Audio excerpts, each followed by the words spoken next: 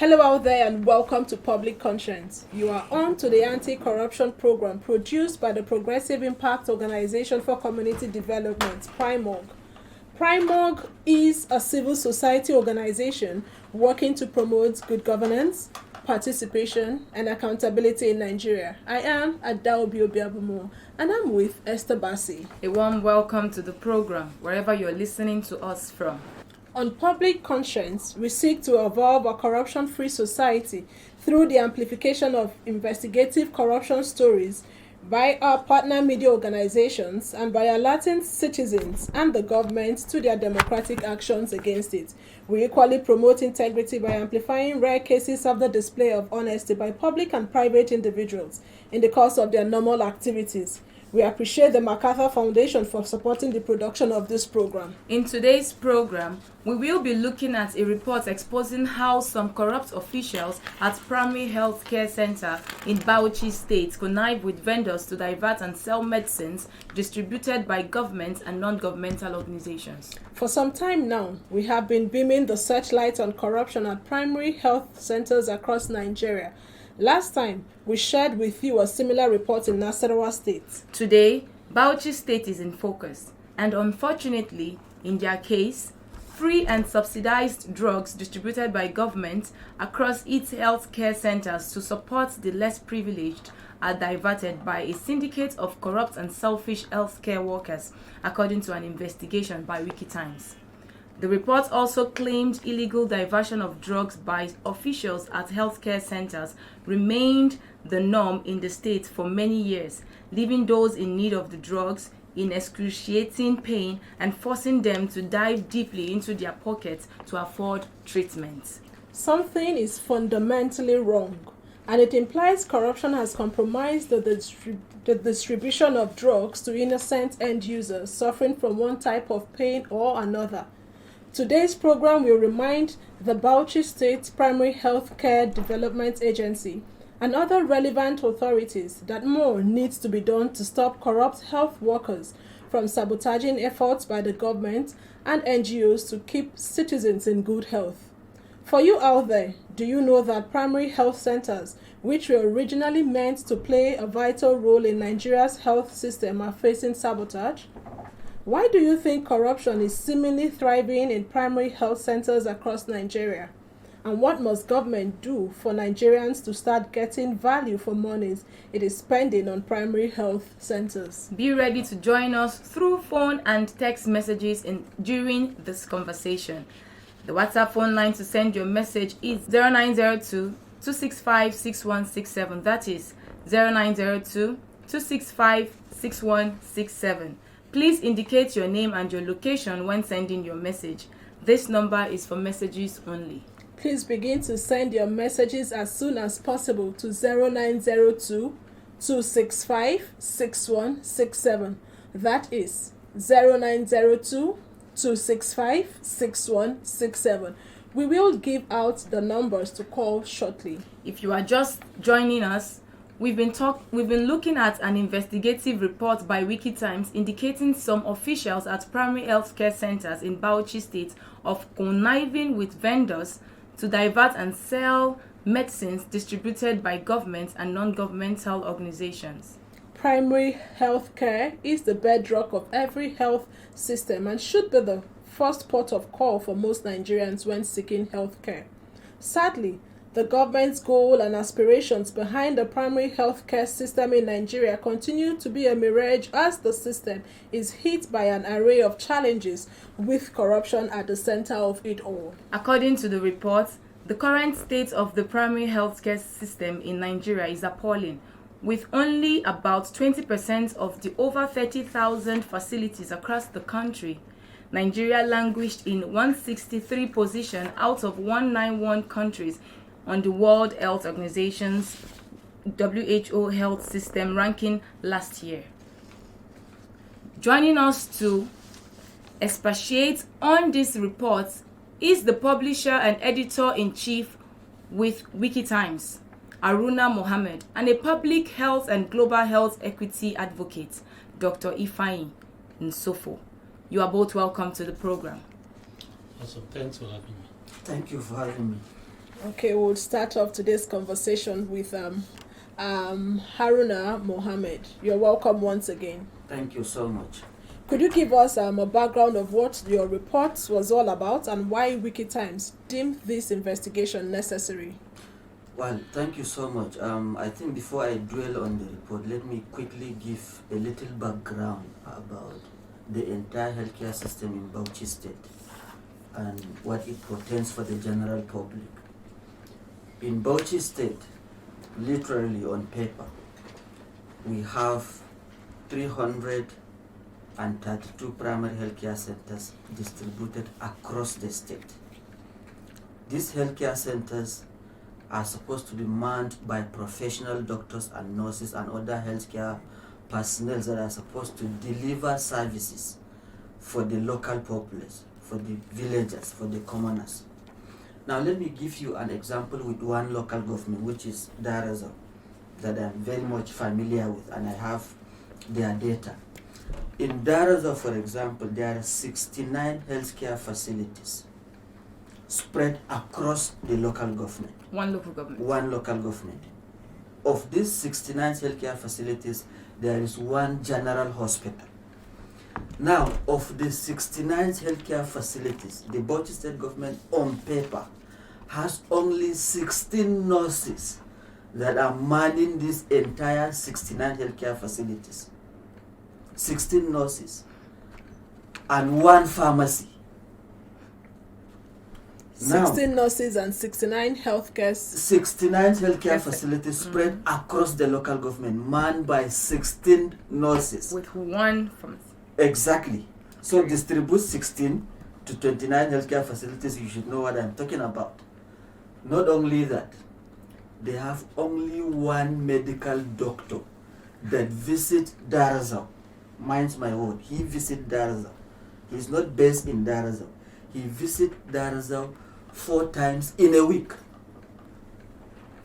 Now, if you look at it from that perspective, it should tell you that the entire system is not providing a quota of what it's supposed to provide to the commoners. Now, in the healthcare system, for example, or healthcare packages generally, if you interact with doctors, they often talk about demand creation. And what is that demand creation? In local communities, for example, there are a lot of people that do not even subscribe to the idea of visiting healthcare facilities for their medical need. And therefore, there is that need to create demand. And a lot of civil society organizations are working along that line to create demand. And by demand creation, it means they are convincing people to subscribe to the idea of going to healthcare facilities to, for their healthcare needs. So if they do not go to the healthcare facilities, where do they get the services? That is the problem. That is the problem. So this is a local government that has 69 facilities with 16 nurses and one medical doctor who visit there occasionally. And then to compound the problem, you cannot talk about demand creation without looking at the services provided by the facility, including drugs. So you cannot convince somebody to visit a facility and the person will do that, and then there are no drugs whenever they are diagnosed. What are you exactly doing? So a lot of NGOs, of course with the government in part, is making an effort to supply drugs, because if drugs are available, in part you are telling people that whenever they visit healthcare facilities, they will get commensurate services and commodities that are supposed to cater for their health.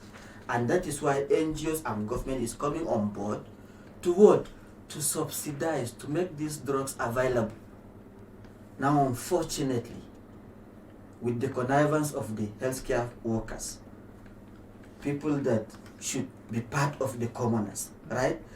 People that should help in advocating for more drugs, for more supplies, for more support to the healthcare system to be able to cater for the services of this poor and vulnerable population, are the ones conniving with drug vendors to divert these drugs that are supplied by NGOs and government that is meant to subsidize the poor. So you could imagine the situation right?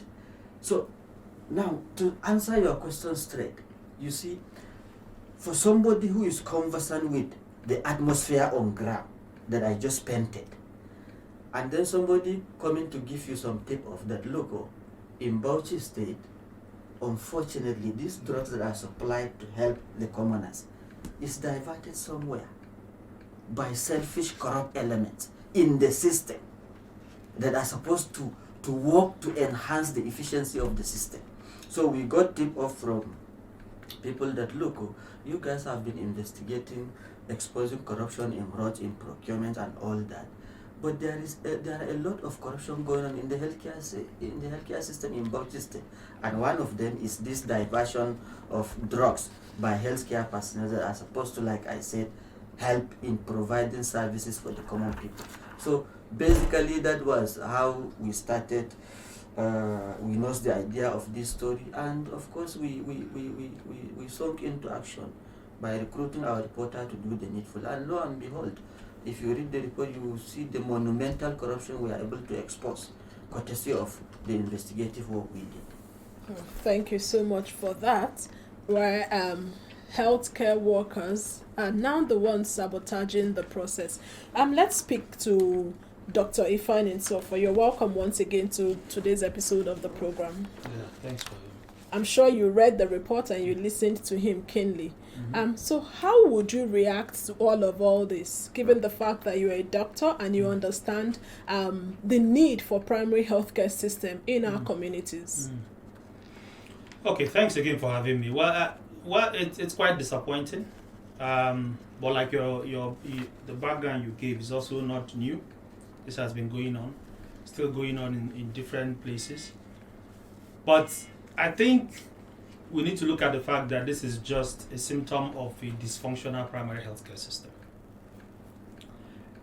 People tend to forget that in Nigeria, Nigeria health is on the concurrent list, which means that federal government has responsibilities, states have, local councils have. And primary healthcare, like you said, which is the bedrock of healthcare delivery, is under the purview of local councils. And by the data he gave, you have 69 facilities spread across Darazo. I've been there myself. You have just 16 nurses, one doctor, one pharmacist. So that already is a recipe for disaster. You get what I mean? So for me, it's the fact that primary healthcare systems, our primary healthcare system is not functional. And a lot has to do with the obvious political issues we're having. How many states do you have local councils functional? How many states do you have elected people as local government chairpersons? Could that be a function why we're having this issue? Oh, absolutely. Because local primary healthcare is under local government. It's not under state. Yes. So as long as you don't have executive leadership in local councils, you have little oversight. I read that their report, and one of the complaints from the Bauchi State primary healthcare agency is that they don't have enough resources to monitor because it's based in Bauchi. From Bauchi to Darazo is about 2.5 hours, if I remember. No, it's not up to that. It's 100 kilometers. 100 kilometers, yeah. So probably an hour plus, depending on, yeah. So you can imagine as large as Bauchi is with about 22 local governments. Yeah, so when you look at all this, you realize that if we have to deal with this, then we must really have a functional primary healthcare system with local councils functional, with a lot of the decision to monitor, to investigate, to punish health workers, residing in the local councils. And not states saying we don't have resources to go, maybe we'll go once every 3 months. And before that time, drugs are diverted, people have died, people have all sorts of complications from the illnesses that they have. Okay, so according to your report, there are 20 local government areas in Bauchi State with over 300 primary healthcare centers in the entire state. How widespread is the corruption your investigation uncovered across the state? Well, you see, one can authoritatively say that there is no local government that is not touched by this kind of corruption in one way or the other. So we sample the 3 senatorial zones, and sometimes the challenge we have as reporters is getting the facts, right? One has to be tactical and be very diligent in their effort to uncover this kind of stuff. And that is why sometimes you have to go undercover to be able to do that, because the corrupt healthcare facilities, I mean the personnel, don't sell these drugs to clients they don't know.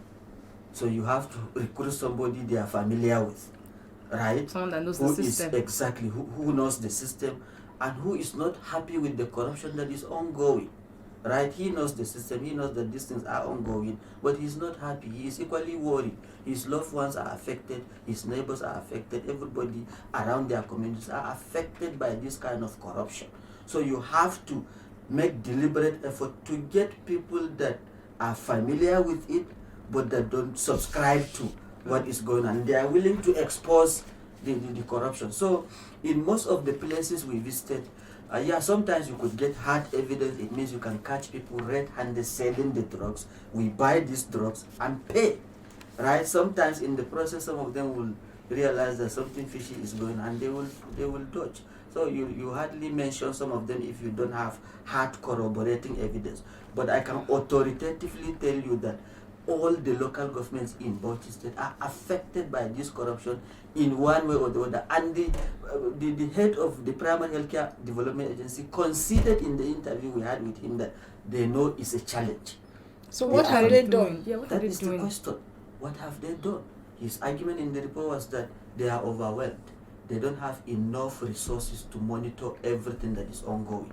But we are telling government all the time, we do this kind of investigation, that look at us as partners in progress. Whenever we expose this kind of corruption, it should be binding on you to take immediate action. Because when you take action, you are sending messages to people, to other corrupt healthcare workers that have the tendency to continue to, perpetrate this kind of evil. But in the event when we expose corruption and you come back and continue to lament that we are exposing your agency, I think something is fundamentally wrong somewhere. Can we have the list of some of these drugs that were diverted? Well, I don't have the list here. I think it should be in the report. We have mentioned them in the report. But basically, they are drugs that are meant to serve the needs of sometimes pregnant women, sometimes women in antenatal care, sometimes shockingly, malaria drugs, family planning drugs and all that. Family planning drugs is supposed to be free. Family planning commodities is supposed to be free across the state, because this is a state where you have people resisting family planning services and all that because of social-cultural issues and all that, right? And a lot of NGOs are working to change the behavior of people towards accepting family planning commodities. They are supposed to get these kind of commodities free of charge in the facility. But unfortunately, even those kind of commodities are diverted by these healthcare personnel. According to your report, drugs for sickle cell anemia patients were also diverted. But let's get to Dr. Nsofo. The MacArthur Declaration says that health is a fundamental human right and government should be responsible for the health of the people. But what we have seen in this situation is what we have seen from the report and his analysis is that health workers, not all of them, some, are involved in shortchanging the people when it comes to delivering of healthcare system. So how worried should we be as a nation, given the fact that the Bauchi State Healthcare Development Agency, from what he said, like their hands are tied? How worried should we be as a nation?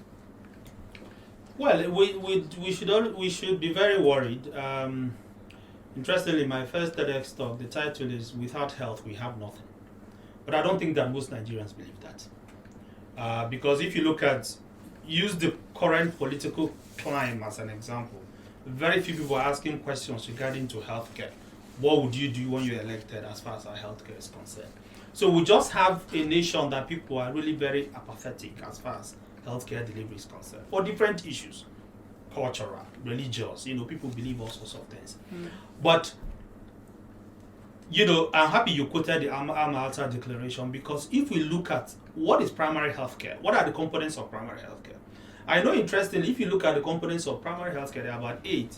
They are just those basic things that most NGOs intervene in: family planning, clean water and sanitation, maternal, newborn, and child health.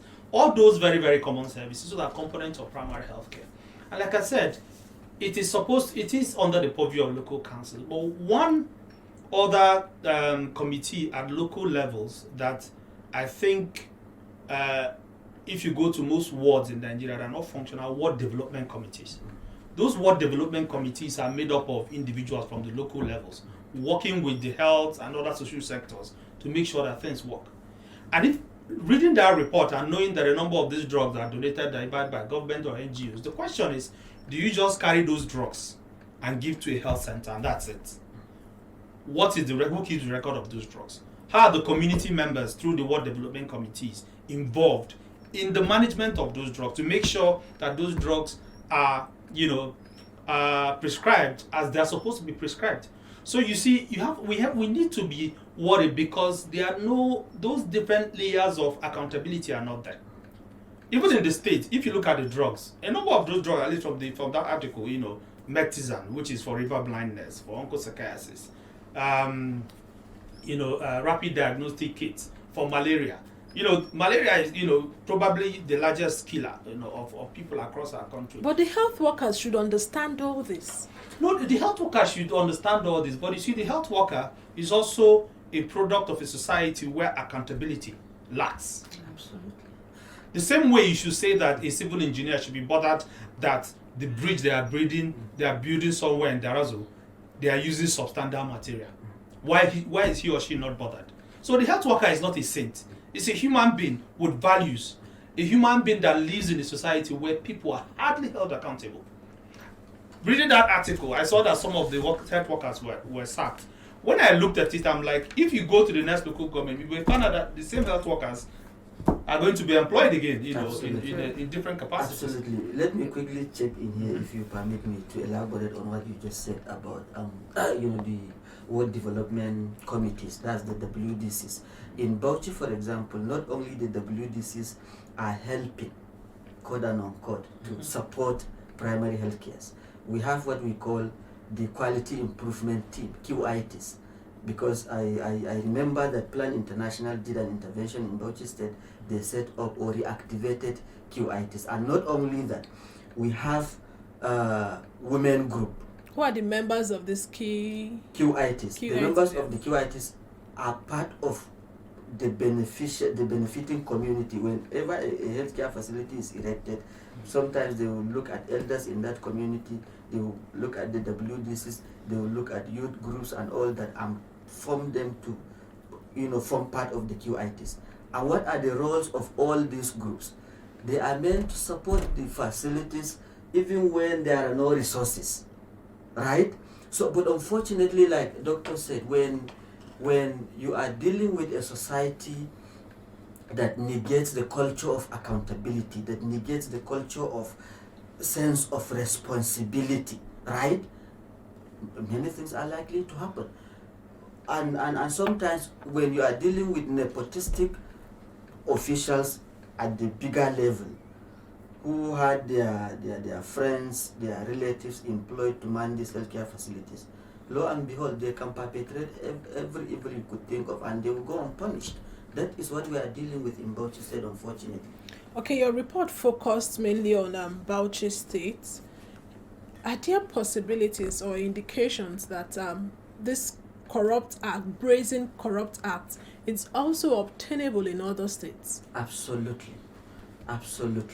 The signs are highly eminent. We did an undercover in Gombe that exposed how the same healthcare workers issue false genotype certificate, and you should know what that means.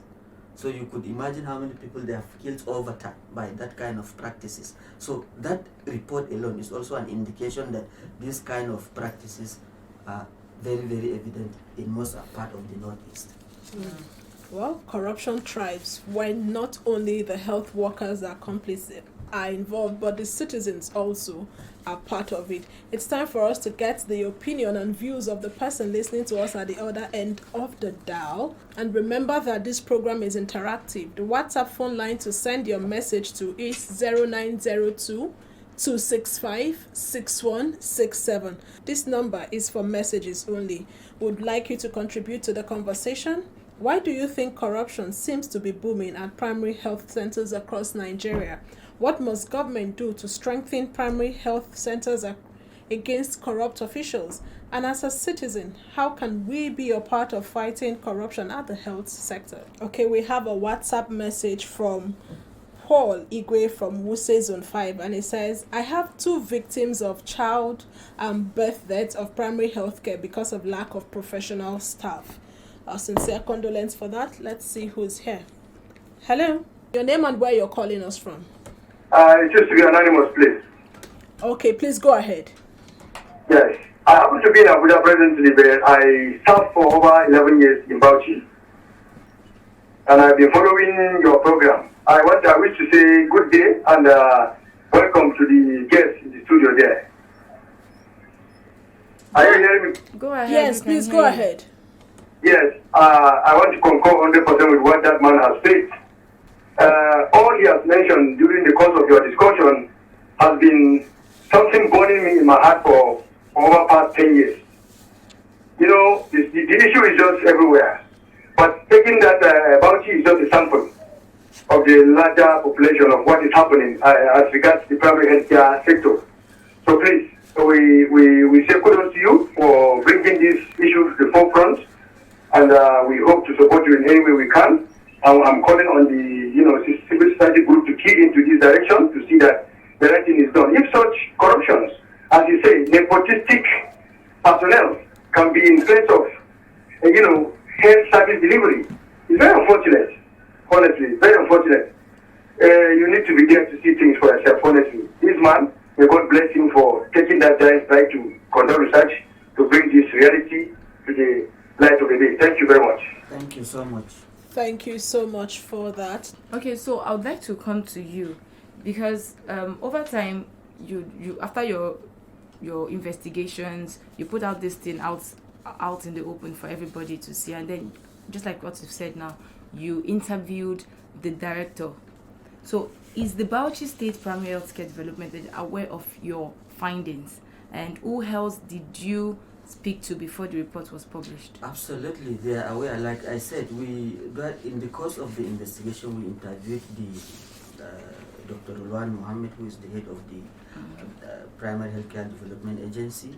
We equally interviewed the head of the Drugs Management Agency in Bauchi State, and these are agencies that are directly responsible in terms of distribution and management of drugs to healthcare centers in Bauchi State. So they are aware that these things are going on, like they considered in the story, if you have read it very well. We equally shared them the report at the end of after the investigation was published. But like I said, I often have issues with people who don't look at our work as a complementary effort to help them do the needful, right?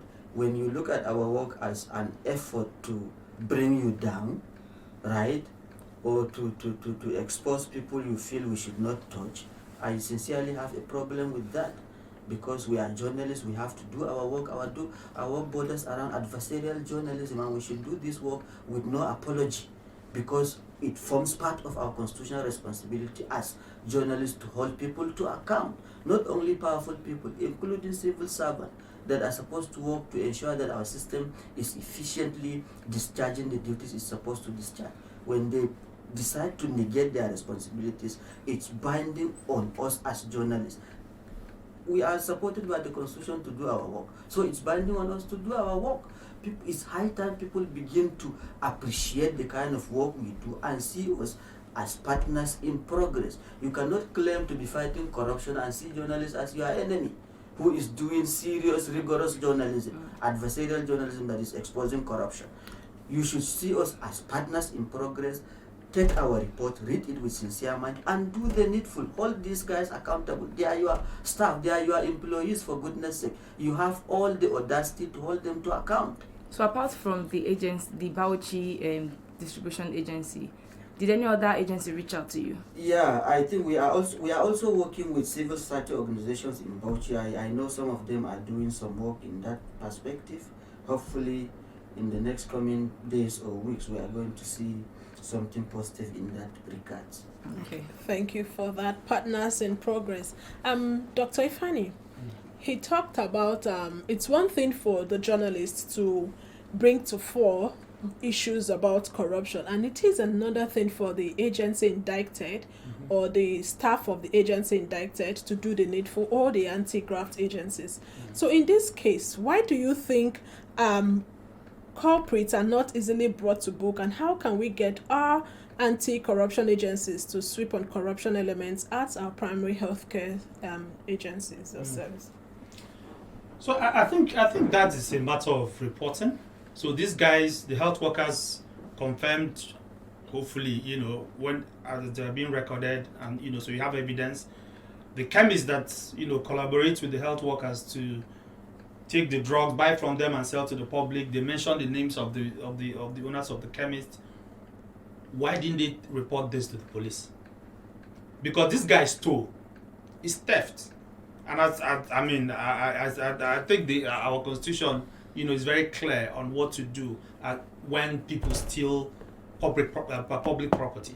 So I think it's a matter of when government agencies want to do with this. It's not a question of, again, going back to nepotism, whether it's my brother, my sister, my brother's friend, my uncle's friend. It shouldn't apply. For stealing those drugs and selling those drugs, people have died.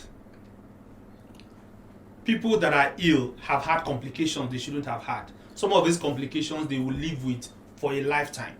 So I think it's a question of, let's do this thing and do it to its logical conclusion. Report the case to police. Police should investigate.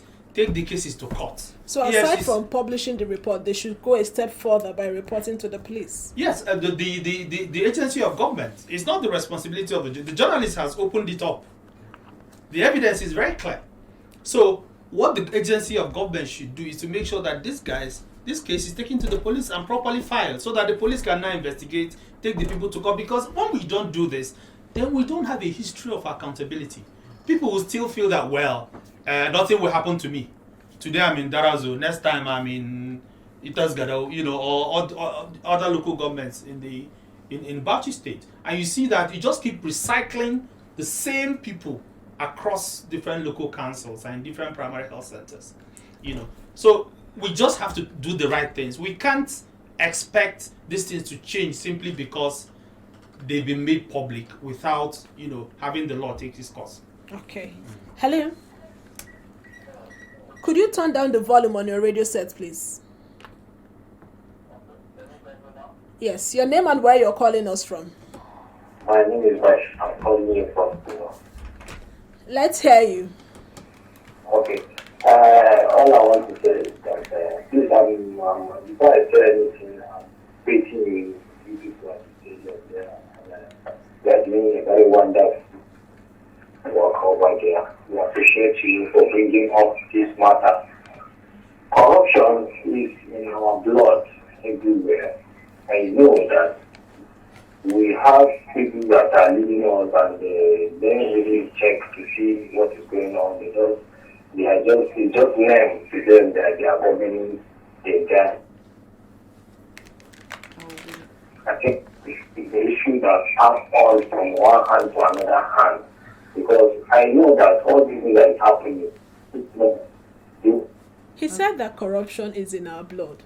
Is it actually in our blood, or we acquired it? That's our medical doctor. I don't agree with that. What's in our blood is impunity. We know we'll get away with it. That's just it.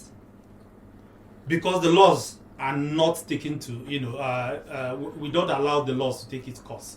Somebody will call the DJ and say, sorry now, Abba, it's my brother, and things like that. Before you know it, will die down.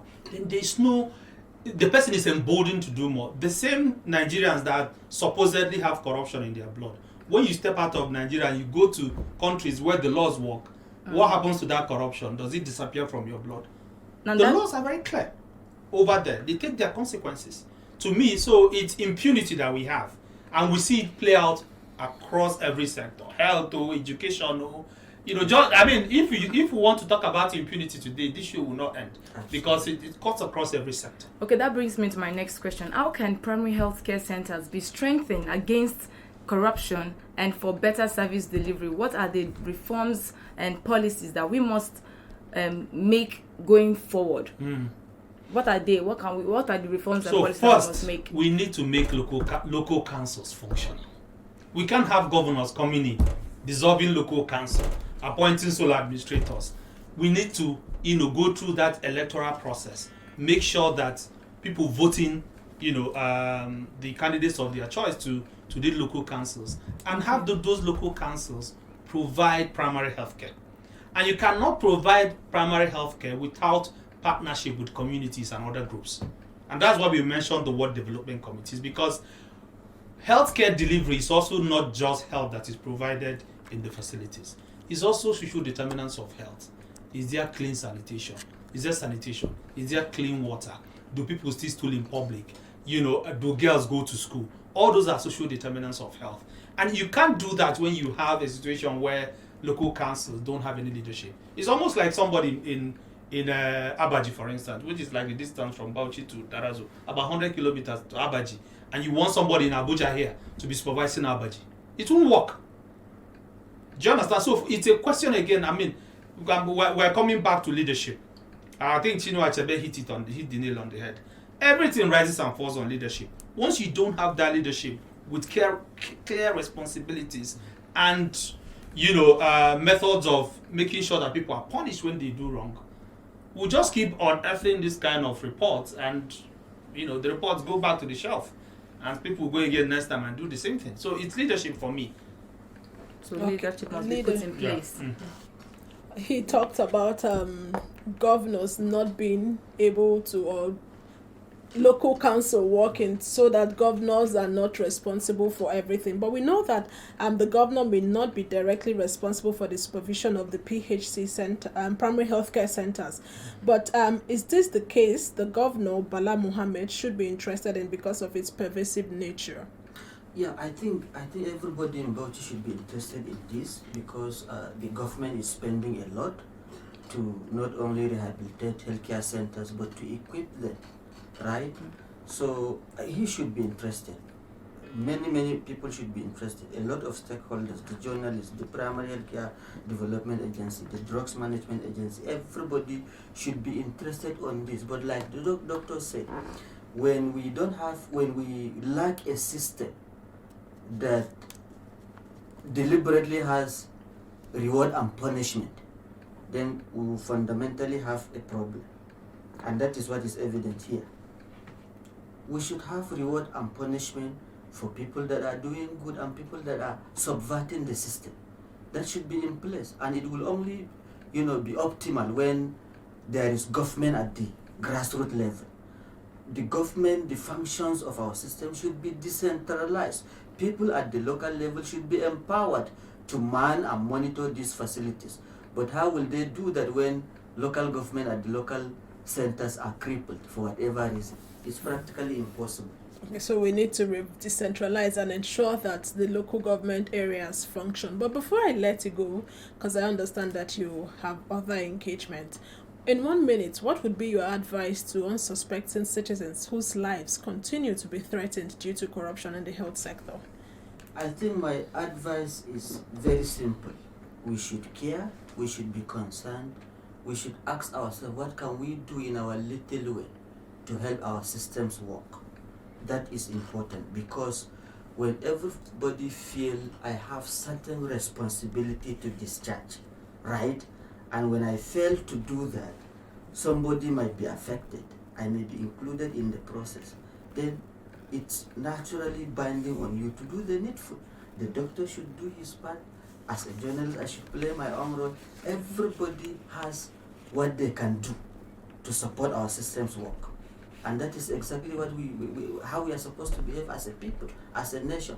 And that is why these kind of programs, for example, reorienting the people, changing the behavior of our local people is extremely important, and we have to continue to do that as journalists. Thank you so much. Behavioral change. That's what you mentioned there.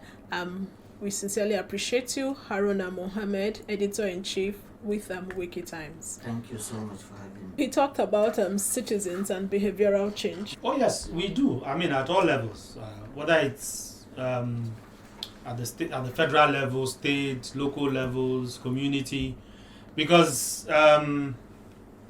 even the fact that the state government is the one buying drugs and donating to local councils, that is wrong on its own. So that has to change, and for that to change, local councils must be functional.